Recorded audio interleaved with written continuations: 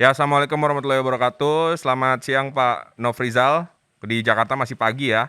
Sekarang kita ini habis podcast dengan Pak Bupati ya. Memang ini dalam 2 minggu ini kita melakukan perjalanan dari Jakarta sampai ke ND ya.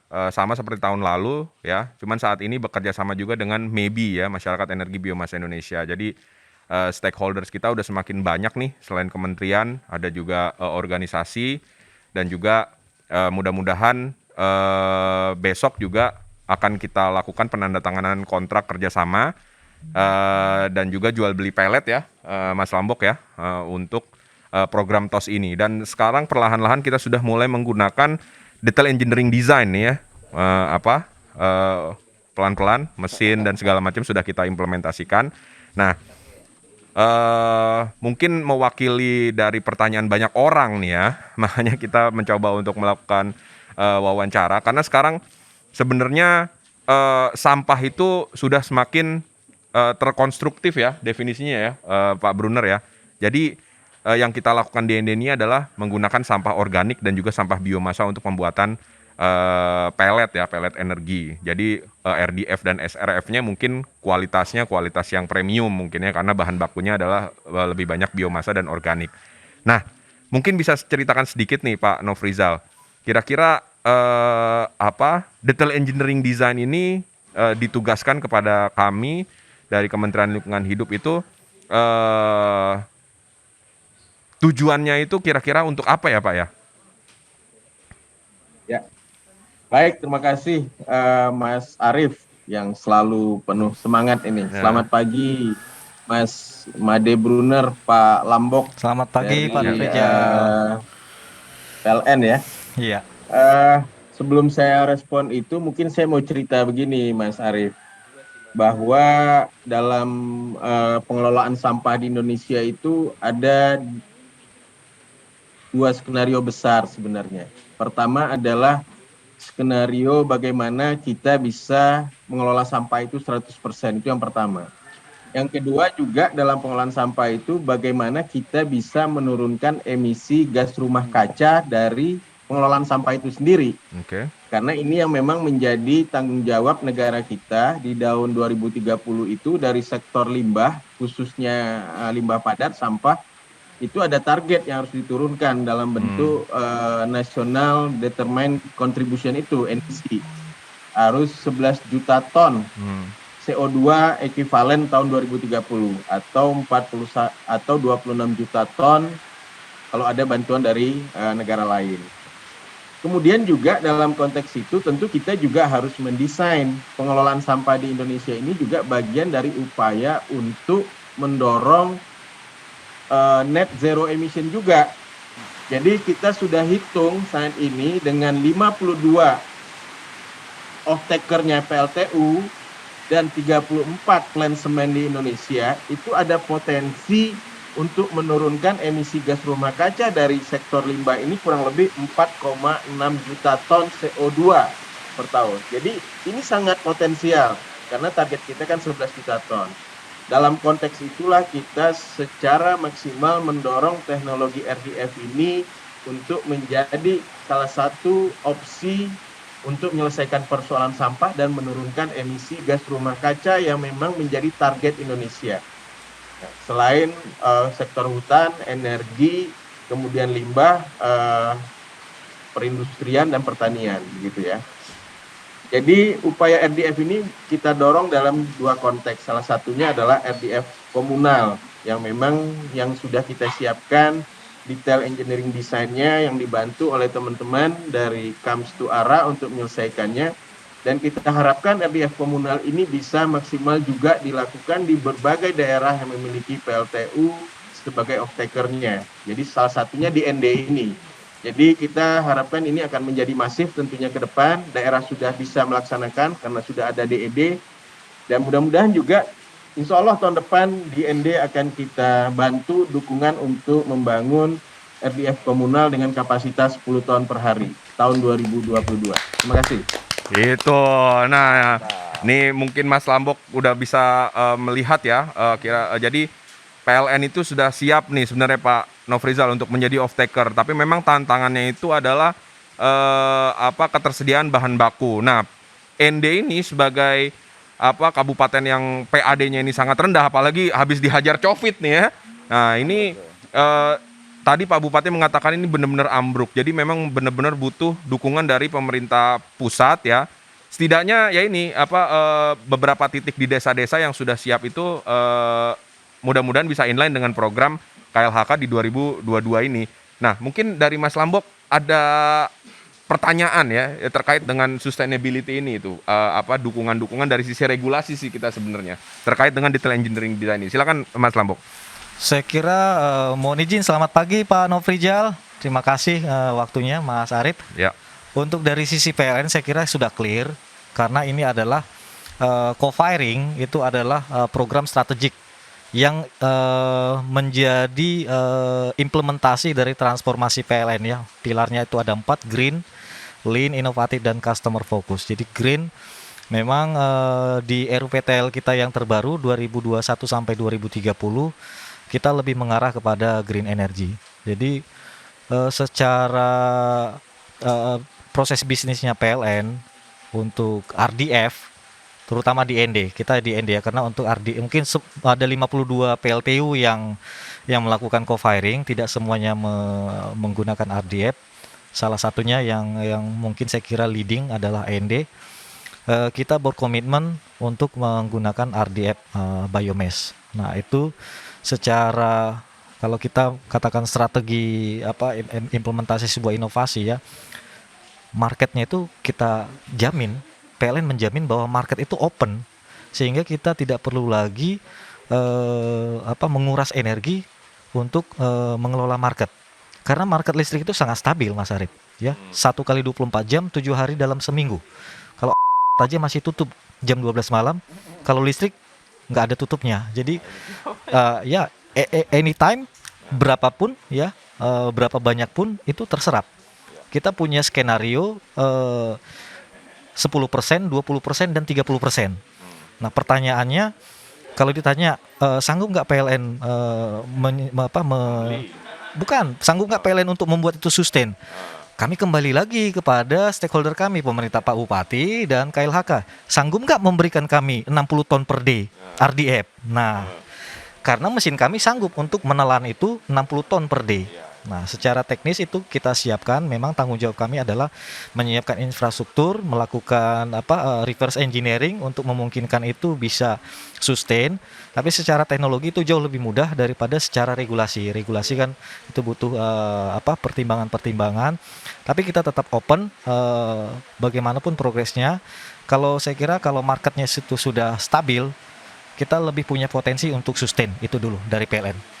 Ya, mungkin bisa ditanggapi oleh Pak Nofrizal. Jadi sebenarnya ya itu ya, dari setahun ini sebenarnya kemelutnya itu ya kayak ayam sama telur, itu dimanapun ya di masyarakat energi biomasa juga seperti itu, kemudian di PLN begitu, kemudian di pengusaha-pengusaha juga seperti itu, di daerah juga seperti itu.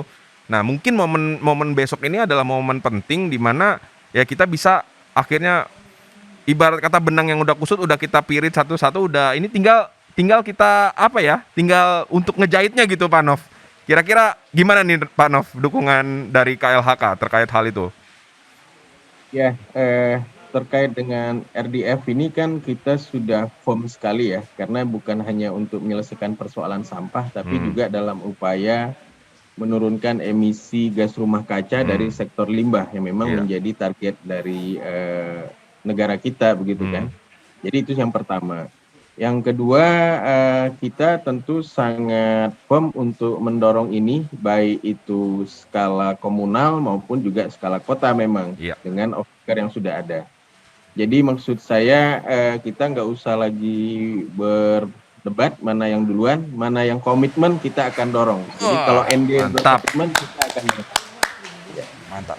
Oke, mungkin ada tambahan nih dari Pak Brunner nih terkait dengan penurunan limbah atau mungkin pemanfaatan pelet RDF TOS ini, dan sejauh mana ini DED ini sebenarnya bisa benar-benar secara spesifik, karena kalau kita baca di sini kan bukan hanya hal-hal teknis ya Pak Brunner ya, tapi juga masalah regulasi, sosial budaya juga kita masukkan dalam sini. Silakan Pak. Pak Nov, jadi kita mengamati belakangan ini ya, kemarin itu di Ropa itu dekat PLTU-nya Pak Lambok, itu kita berbincang dengan warga, itu mereka itu ternyata sekarang mengalami kesulitan dalam mendapatkan energi untuk memasak, Pak. Juga informasi bahwa karena sekarang harga batu bara lagi naik, itu ekspor lagi tinggi sehingga permintaan dalam negeri ini boleh dikatakan tersendat lah. Nah, saya melihatnya ini juga merupakan suatu potensi kalau kita menggunakan biomasa yang tadi Pak Arief bilang premium ya, dan manfaatkan local resources. Ini saya melihat peluang sekali untuk membantu, tadi Pak Nov sudah bilang mengurangi sampah, juga sebetulnya melindungi hutan, Pak. Karena yang kita manfaatkan ini adalah limbah untuk dijadikan biomas, pelet bahan bakar yang bisa dimanfaatkan oleh warga sebagai bahan bakar untuk di rumah tangga, memasak lah ya. Nah, juga kemarin kita sudah berkolaborasi ini untuk pemanfaatannya dalam skala komunal. Kelihatannya kecil, Pak. Tetapi kalau kita lihat berapa banyak orang yang bisa memanfaatkan per hari, katakanlah 1 kilo pelet per hari untuk setiap rumah tangga. Lalu di desa itu ada katakan 200 rumah. Absorpsinya kalau 10 desa itu 2 ton juga per hari gitu loh. Dan itu juga banyak membantu. Itu yang mungkin kita juga mesti lihat bahwa off-takernya itu tidak perlu yang besar-besar juga. Yang skala komunal ini justru lebih dahsyat. Nah, ini tentunya dukungan segala pihak ini penting juga ini Pak Nov. Yang tadi Pak Nov bilang skala komunal di desa itu justru penting itu Pak Nov. Ya, itu sekedar mungkin dari saya bukannya pertanyaan tapi insight mengenai kondisi yang ada di lapangan sekarang. Silakan Pak Nov kalau mungkin ada tanggapan atau apa.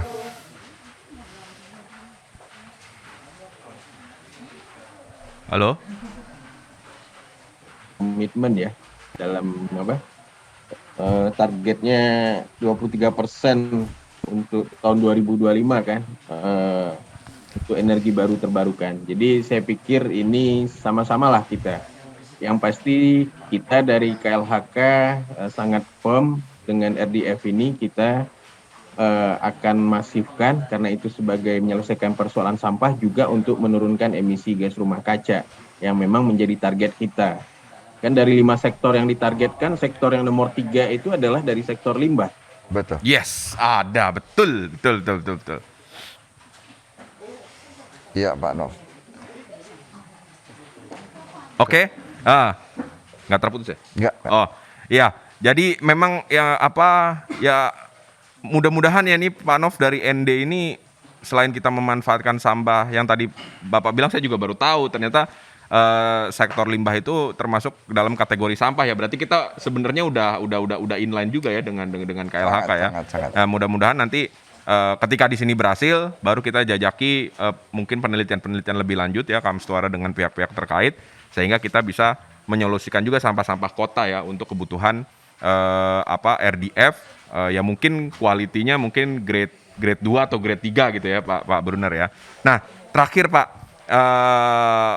terkait dengan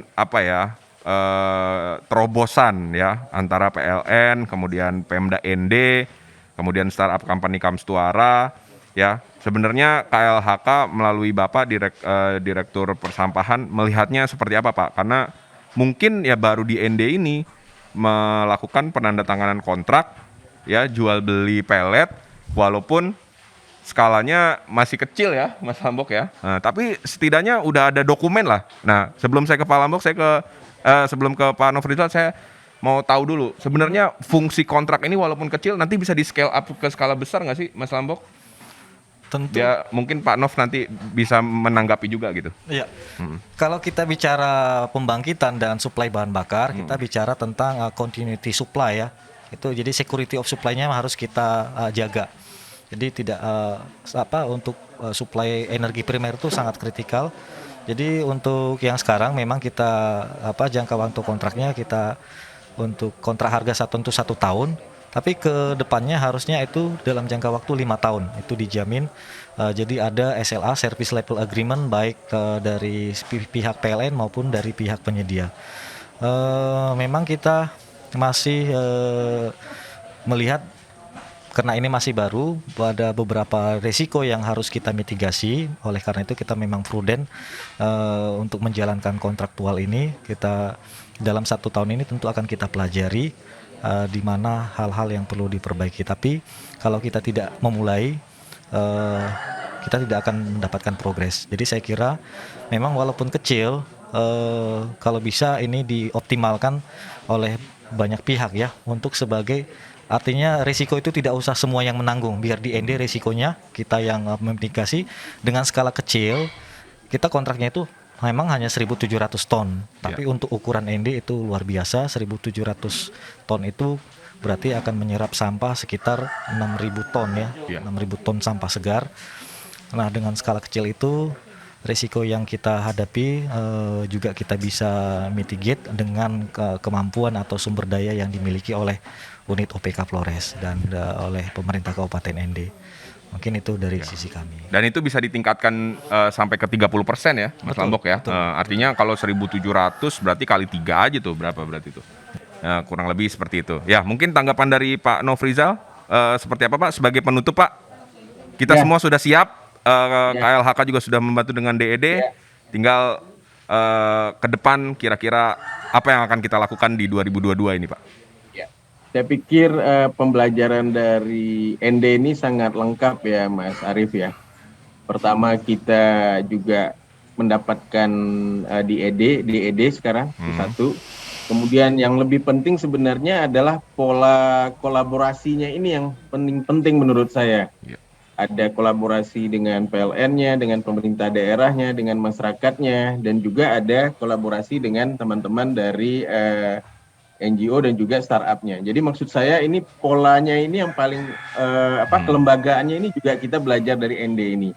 Jadi mudah-mudahan pembelajaran yang lengkap dari ND ini segera akan masif bergerak ke seluruh Indonesia. Kita punya ada 52 PLTU yang sudah ditetapkan oleh teman-teman PLN. Dan beberapa daerah juga sudah siap ini, yang sudah bicara misalnya Tidore, itu kota Tidore, wali kotanya sudah bicara juga. Kemudian Talaut misalnya juga, mungkin Bengkayang dan sebagainya juga sudah siap untuk bergerak. Jadi pembelajaran dari ND menurut saya sangat lengkap dan itu kita replikasi dengan cepat nanti ke depan. Termasuk pola-pola kelembagaan dan kerjasamanya. Karena itu yang mungkin yang lebih penting juga, di samping juga persoalan teknis yang sudah kita punya. Kira-kira begitu. Jadi saya salut buat teman-teman Pak Lambok dan teman-teman di PLTU OPA, teman-teman Pemda dan teman-teman dari Kamstuara dan TOS-nya dengan TOS-nya. Terima kasih. Ya, terima kasih Pak Nofrizal atas waktunya ya. Mohon izin besok kita didukung juga untuk penandatanganannya. Mungkin ada beberapa cuplikan yang akan kita share juga besok ya di acara podcast besok. Insya Allah saya hadir besok, Mas Arief. Wah, itu mantap. Itu lebih bagus lagi. Jadi nggak usah rekaman. Ya. Nggak bisa langsung ke ND. Ya, mudah-mudahan. Iya, siapa. Jadi besok mungkin biar publik juga tahu ya progresnya dan juga regulasi-regulasi yang akan kita jalankan ke depan. Kira-kira itu Pak Nofrizal, demikian. Kalau gitu tahun depan ini kita mulai ada pelatihan dari KLHK, kita dukung dari kita juga ya untuk pelatihan TOS di kabupaten-kabupaten lain ya. Iya. Karena transfer knowledge penting rupanya ini. Iya. Oke, kira-kira itu Pak Nofrizal, terima kasih banyak. Sehat terus Pak, sukses terus. Salam untuk rekan-rekan di KLHK. Wabillahi taufiq wal hidayah. Wassalamualaikum warahmatullahi wabarakatuh. Waalaikumsalam. Waalaikumsalam. Terima kasih Pak. Terima kasih Pak. Ya. Terima kasih Pak Nofrizal. Salam buat Pak Bupati. Terima kasih Pak Nof.